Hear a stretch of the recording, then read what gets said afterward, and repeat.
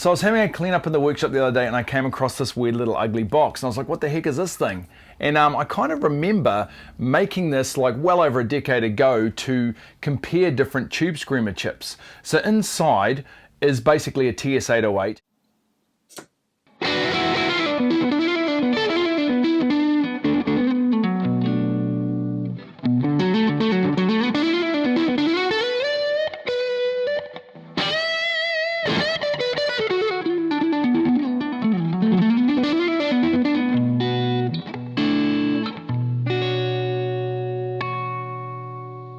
And all the controls are housed inside so they can't get bumped when you're changing chips. And this little switch here turns off the power and simultaneously mutes the output. So I can pull the chip out here. Here's the little chip. I can pull it out and put new chips in so I can hear the difference in sound between them, the noise levels.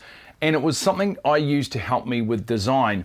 Because back then, 15 or so years ago, there was a lot of hype around different Tubescreamer chips and I just wanted to know if the hype was real. So I really wanted to have a crack at this test again because back then I found there was not that much difference between different chips. And that's because with a Tubescreamer design, what I found is that with op amps especially, the character of the op amp comes into play when it sort of reaches its headroom limits. And in a Tubescreamer, it actually can't ever reach those limits. So if we draw a Tubescreamer really quick, we've got an op amp, we've got some resistors, a few capacitors, and right here you'll see where the gain control is, you'll see these two diodes facing opposite directions. That is what is responsible for the clipping. So these diodes are clipping the op amp's output way before it even gets a chance to go into its own natural distortion or overdrive. Now it's 10 years on, I want to check it out again to see if I still get the same sort of results. Something else I'd also love to mention that would really help out if you could just smack that subscribe button.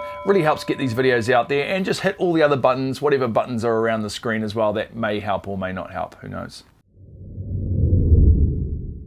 Okay, so I'm going for a real world setup this time. What I want to do is run this through an amp like I normally would. Sometimes I use a console direct setup to just hear the tiniest changes in sound, but for me, I'd prefer to run this through an amp, through a tone that I'd normally use a Tubescreamer through, just to see if there is any real difference in changing the chips. And I'll also do a noise comparison as well between the different chips.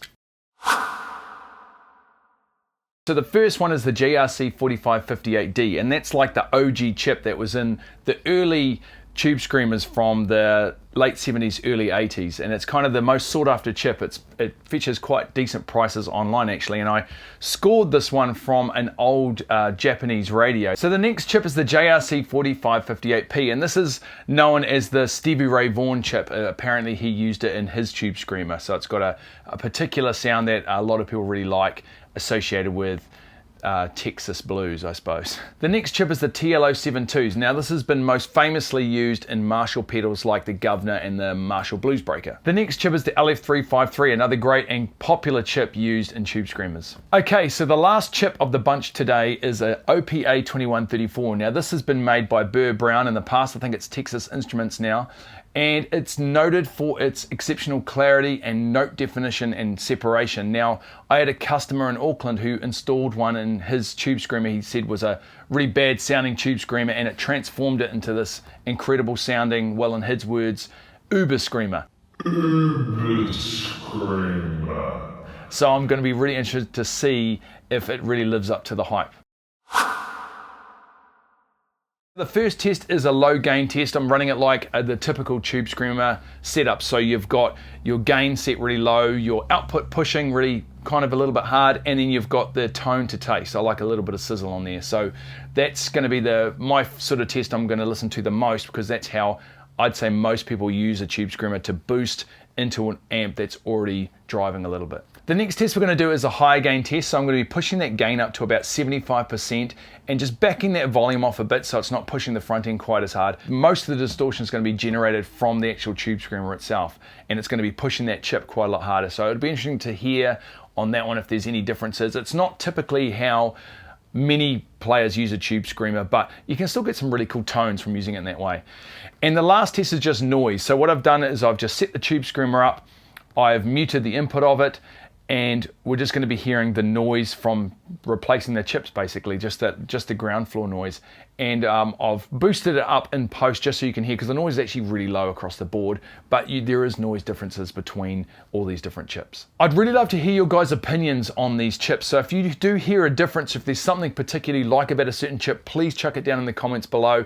It's always nice to have an extra set of ears, because everyone hears things differently, and just because I might not hear something doesn't mean that it doesn't exist. And that's something I've definitely found in my experience doing this job full-time for so many years, is that everyone's got different ears, everyone hears things differently. So please chuck something down in the comments, that'd be great.